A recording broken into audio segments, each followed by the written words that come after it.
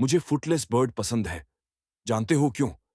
क्योंकि उसके पैर नहीं होते, सिर्फ पंख होते हैं।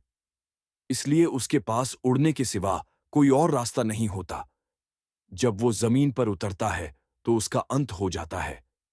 रेवरेंड इंसैनिटी में फैंग युआन की ये बात सिर्फ एक खूबसूरत पंक्ति नहीं है, बल्कि उसकी पूरी सोच, उसकी अमरता की तलाश और उस खालीपन का प्रतीक है जो उसे हमेशा आगे बढ़ने के लिए मजबूर करता है।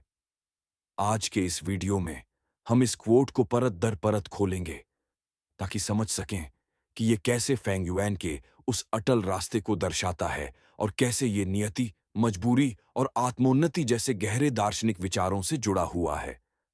फुटलेस बर्ड उस चीज का प्रतीक है जो रुक नहीं सकती, जिसे चाहे कुछ भी हो, चलते रहना ही पड़ता है। फैंग युआन के लिए ये बर्ड खुद वही है उसका प्रतीक। उसकी असीम, निर्दयी शक्ति और अमृता की चाह। आम इंसान के पास हिचकने, डरने या हार जाने का भी विकल्प होता है, लेकिन फैंग युआन ने ये सारे विकल्प बहुत पहले ही त्याग दिए हैं। जैसे फुटलेस बर्ड उड़ने का चुनाव नहीं करता, उसे उड़ना ही पड़ता है। उसी तरह फैंग युआन का एक ही उद्देश्य है, ट्रांसेंडेंस। उसे भावनाओं, नैतिकता या समाज के नियमों की कोई परवाह नहीं। ये सोच एक दर्शन से जुड़ी है, टेलियोलॉजी, यानी हर अस्तित्व का कोई निश्चित उद्देश्य होता है। फंग युआन के लिए उसका अस्तित्व सिर्फ एक चीज से परिभाषित होता है अमृता की तलाश। इस रास्ते से जरा भी भटकना उसके लिए असफलता नहीं, बल्कि विनाश है। अगर हम नीचे की दृष्टि से देखें तो Fang Yuan will to power का सजीव रूप है। वो जो हर सीमा को तोड़ता है, खुद को निरंतर मजबूत करता है और अपने अस्तित्व को प्रभुत्व के जरिए साबित करता है। फुटलेस बर्ड की अंतहीन उड़ान नीचे के उबरमेंश की तरह है, जो साधारण नैतिकता और कमजोरी की सीमाओं को पार कर जाता है। जैसे वो पक्षी उड़ने को मजबूर है, वैसे ही फैंग युआन को भी आगे बढ़ते रहना पड़ता है। ना इसलिए कि उसे मजा आता है, ना इसलिए कि वो कुछ हासिल करना चाहता है, बल्कि इसीलिए कि ये उसकी नेचर है।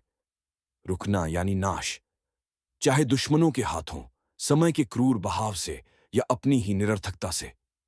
फैंग युआन खुशी, प्रेम या किसी अस्थायी संतोष के लिए नहीं जीता। वो जीता है कुछ महान के लिए, अपने अस्तित्व के लिए, अपनी पूर्ण स्वतंत्रता के लिए, किसी भी बाहरी बंधन से मुक्त होकर। फैंग युआन की ये सोच डिटर्मिनिज्म से भी जुड़ी है, ये धारणा कि हर घटना, हर निर्णय पहले से तय कारणों के परिणाम होते हैं। अगर फुटलेस बर्ड फैंग युआन का प्रतीक है, तो उसका ना उतर पाना उसके रास्ते की अनिवार्यता को दिखाता है। उसे रुकने की कोई आजादी नहीं। उसकी हर चाल, हर निर्णय उस कठोर हकीकत से तय होता है, जहां जरा सी देर या भावना मौत बन सकती है। एक मायने में फंग युआन उड़ता नहीं क्योंकि वो चाहता है, बल्कि क्योंकि उसे उड़ना ही पड़ता है। ये एग्जिस्टेंशियलिज्म से बिल्कुल विपरीत है। जहां एग्जिस्टेंशियलिज्म कहता है कि इंसान अपने अर्थ खुद बनाता है, वहां फंग युआन मानता है कि विकल्प नाम की कोई चीज नहीं होती। उसके लिए बस एक ही रास्ता है, जीवित रहना और ऊपर उठना। लेकिन अंत में फुटलेस बर्ड को भी एक दिन गिरना ही होता है, और यही फैंग युआन की त्रासदी है। उस पक्षी का अंत निश्चित है, जैसे कोई भी अस्तित्व समय और सीमाओं से नहीं बच सकता। इस संसार में चाहे अमृता हासिल भी हो जाए, शक्ति जीवन को लंबा कर दे, फिर भी अंत अपरिहार्य है। शायद फैंग युआन ये भीतर से जानता है, लेकिन फिर भी वो उस पक्षी की तरह उड़ता रहेगा जब तक गिरने का पल ना आ जाए, क्योंकि उसके लिए और कोई रास्ता है ही नहीं। फैंग युआन के लिए फुटलेस बर्ड का ये रूपक सिर्फ एक बात नहीं, उसकी पूरी जीवन दर्शन की सच्चाई है। ये उसके नियति निर्धारित जीवन को दिखाता है, उसका नीचे वाला विल टू पावर, उसका डिटर्मिनिस्टिक सोच और उसकी यात्रा की अनिवार्य त्रासदी को। आखिर में फंग युआन सिर्फ कोई ऐसा व्यक्ति नहीं जो अमर होना चाहता है। वो व्यक्ति है जो रुक नहीं सकता, जिसने बाकी सारे रास्ते बहुत पहले ही छोड़ दिए हैं।